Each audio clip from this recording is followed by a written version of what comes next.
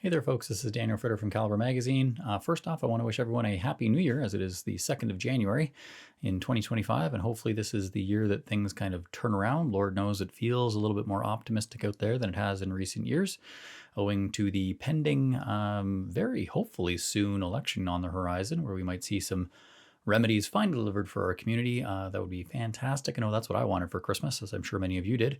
And a belated Merry Christmas and Happy Hanukkah, whatever holidays you celebrate. Hopefully everyone got some time at home with family and loved ones to recharge and relax a little bit. I know I did, hence the slightly more disheveled appearance than usual. I desperately need a haircut, but who's got the time in Christmas to do that, you know? But unfortunately today, although it is only the second day of 2025, we have to discuss a new gun law because the government didn't wait at all to announce one. As of yesterday, there was a new order in council that was authored on December 16th. It was published in the Canada Gazette yesterday. That's where such things are put for public consumption and public release. It is a different order in council than we're used to. It does not directly ban firearms, but there is a lot of discussion about whether or not it indicates that another ban is coming, or rather another kind of ban might be coming. And whilst I certainly agree, it does expose not a new avenue, but rather a very old avenue for the reclassification of firearms, which we'll get into in a little bit. I don't necessarily think it indicates that a new ban is coming, and I certainly don't think it was motivated by a pending ban around the corner. But again, I'll get into that in a bit. First, I also want to say thank you to everyone that has subscribed to the channel. I love to see the number go up because everyone likes to see the number go up. I think we're probably going to be monetizing the channel soon because frankly, the views have been blowing me away. So thank you to those of you who have been enjoying the content and sharing it. I appreciate it immensely.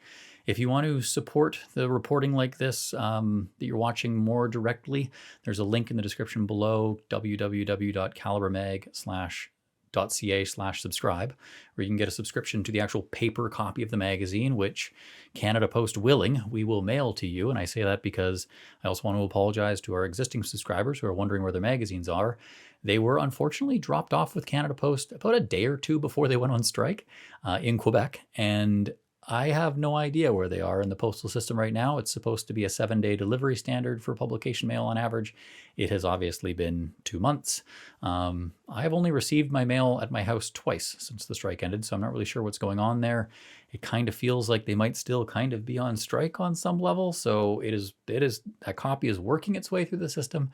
I am sure that you will receive it eventually, I hope. I pray. Come on, please, Canada Post. But if you, like I said, you want to support that, our January issue is going to print soon. That should be delivered late January, early February if Canada Post starts playing ball. And that is what keeps the lights on and reporting like this going. So without further ado, I will get into that reporting. And to do so, we're going to have to go back in time to 2014. A specific moment in time where there was a reclassification fiasco around two kinds of rifles, the CZ858 Tactical 2P and 4P, which are kind of submodels of the CZ858 family of guns, and the Swiss Arms rifles, which are obviously very expensive, finely made Swiss sporting rifles.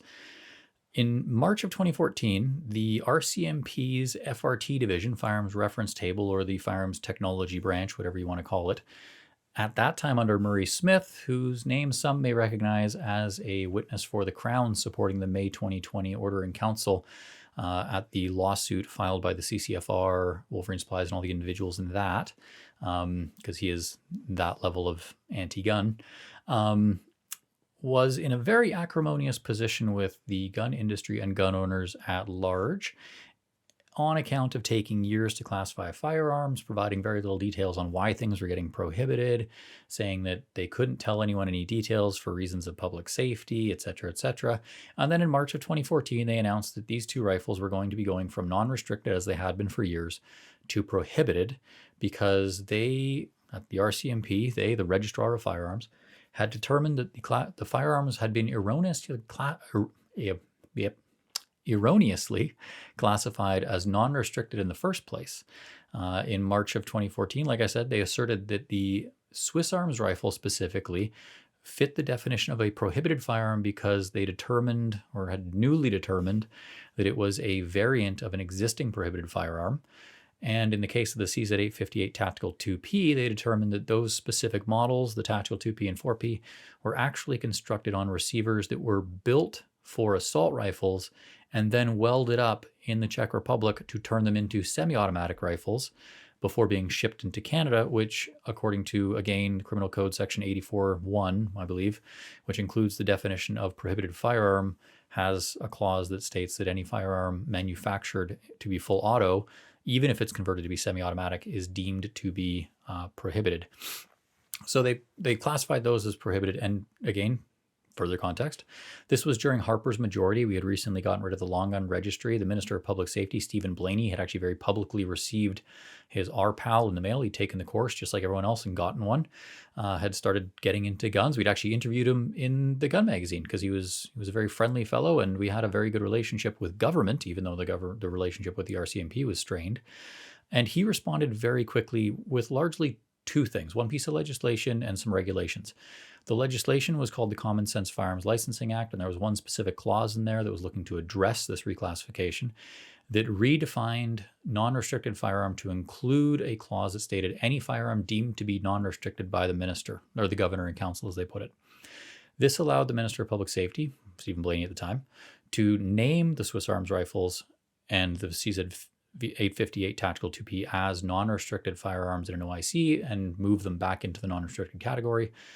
And the second thing was regulations that were designed largely to provide some accountability for the RCMP, kind of limit their scope, limit their ability to do what they had just done, and provide some stability to industry. And it did so by enforcing standards around the keeping of records when it came to the classification decisions that the RCMP was making in the FRRT. Specifically, it required, and I'm paraphrasing here, you can read them again. I'll put a link to all this stuff in below. There'll be a ton of links. Specifically limiting them to maintaining the FRRT, including all relevant evidence and notes about why a firearm was classified a given way in the FRRT record. And then 1 year after that decision had been reached, that they could no longer amend that record. So in the case of the VZ58 or CZ858 Tactical 2P, for example, had those guns been classified non-restricted and these regulations had been in place then, 1 year after they had been classified, even if the RCMP discovered that they were indeed built off of converted machine gun receivers, they would not be able to open the FRRT and reclassify them by simply amending the entry in the FRRT. They would have had to go to government, request a change in legislation or something like that to actually enforce that firearm as a prohibited gun. That's where we get to the Order in Council yesterday, because what this Order in Council that was published yesterday does is it repeals those regulations.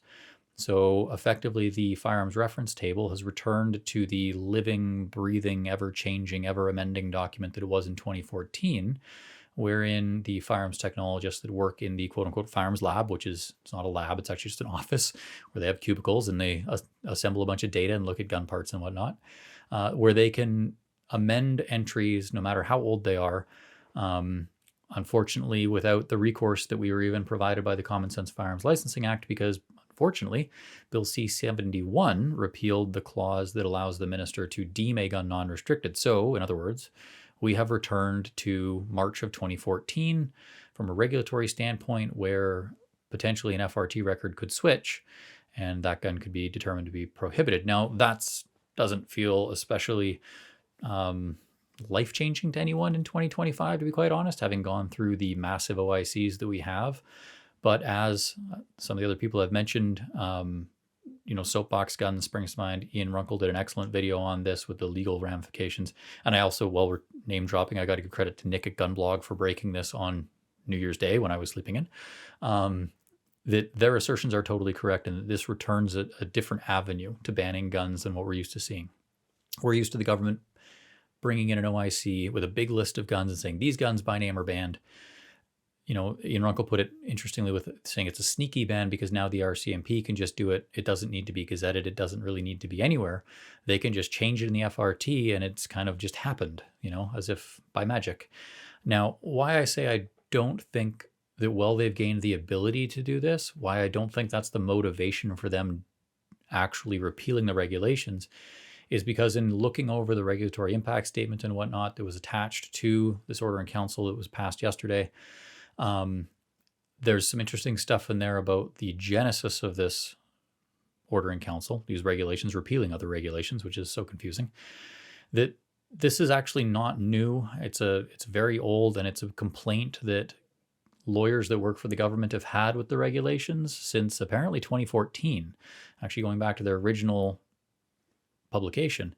And it's related to, and this is where it gets very complicated, and I want to be very careful with my words so that everyone understands. The issue is not related to banning guns or anything like that. It's an issue of what authority these regulations give to the registrar of firearms potentially. In other words, what authority these regulations provide to the RCMP, and whether or not that authority grossly exceeds the authority that the RCMP should have in this situation. So to go back to my CZ858 example, if these regulations were in place when that gun was classified, the RCMP would be forced into a situation where they would be looking at an FRRT that they can't change. So the FRRT entry for the CZ858 Tactical 2P would be fixed. It would say non-restricted, and these regulations would make it illegal for the RCMP to go and change that entry in the FRRT. But the criminal code says that a converted auto receiver is a prohibited firearm. And where the government is saying that these regulations may cause the RCMP to exceed their authority is that it gives them the ability to potentially have to make the decision where if they were to lean on that FRRT decision and say, well, the FRRT says that this is non-restricted, and the FRRT is the preeminent document communicating the opinion of the classification of firearms in this country, so we're leaning on that, we believe it's non-restricted, even though it's a converted auto receiver, then effectively this regulation allows the RCMP to sort of supersede the criminal code, which, as Canada's law enforcement, is a problem, and runs counter to the authority that is given to the registrar of firearms from a legislative perspective. That is an authority that used to reside with the minister and still does to a degree, but it is largely a ministerial parliamentary authority that can do those sorts of things. It is not in the realm of the RCMP firearms program to make such determinations. And effectively, it also would force the RCMP into choosing which law they want to break, because if they determine, in a very real sense, this theoretical CZ858 Tactical 2P non-restricted converted auto machine gun receiver rifle cannot be both simultaneously non-restricted, as would be reflected by the FRRT because of these regulations preventing them from amending it, and also prohibited as per the criminal code's definition of a prohibited firearm. It can't be both. They have to decide whether or not you're going to get charged for owning one of those. And they can't really, if they choose the criminal code, then they're breaking the regulations. If they choose the regulations, they're exceeding their authority when it comes to the criminal code. And that is why when you read so much of the documentation around this order in council, they say things like these records are useless and superfluous, and they're not worth the paper they're printed on, because unfortunately they would be forced to defer to the criminal code, rendering the FRRT entirely superfluous in this situation. So to use the more elegant language of the lawyer that has sort of championed this for 7 years through the Joint Standing Committee for the Scrutiny of Regulations, which, I mean, that sounds like a thrilling committee to be part of, never mind the general counsel for such a committee must just be a very exciting work day, I imagine, I say sarcastically. Nonetheless, the government has to grind on this stuff. They've been working on this for 7 years, and as they put it relatively recently in 2019, actually, the issue raised in 2014 is that either these regulations create a record-keeping requirement that has little consequence, i.e. that they can say whatever the FRRT says, but we expect the RCMP to defer to the criminal code, or their intended effect exceeds by far the scope of the authority relied upon, or that they would ignore the criminal code and defer to the FRRT entry as, non-restricted and we can't change it, which, as they say, far exceeds the authority of that document. As everyone discusses, the FRRT is an opinion. It's not actually the law. So to say that the FRRT takes a position of primacy over the criminal code is it's not realistic. Public Safety Canada has never provided an explanation that attempts to reconcile the gap between what the Enabling Act authorizes and what the regulations are purported to accomplish. Now, in that, she's referring to the fact that these regulations were brought in 2014 to prevent random reclassification of firearms. In other words, that they are intended, in very real terms, to protect non-restricted classifications that may have been done erroneously, and that whether or not this act can enable that sort of activity from the Registrar of Firearms is questionable. Then they go on to kind of complain about how long it's taken for public safety to deal with this. which is kind of comical given this is 2 years after they've brought the matter forward before the committee.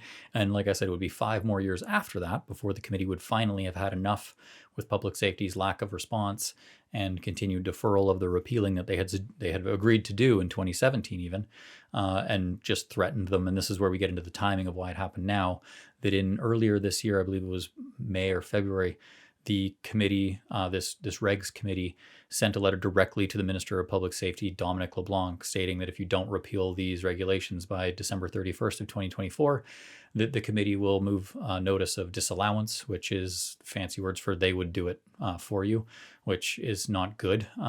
So obviously the Minister of Public Safety lit a fire under someone, and on December 16th, they produced this order in council, hereby repealing the regulations and removing what is largely a bureaucratic regulatory authority level conflict that occurred and was induced by these regulations in very specific situations where they might be used.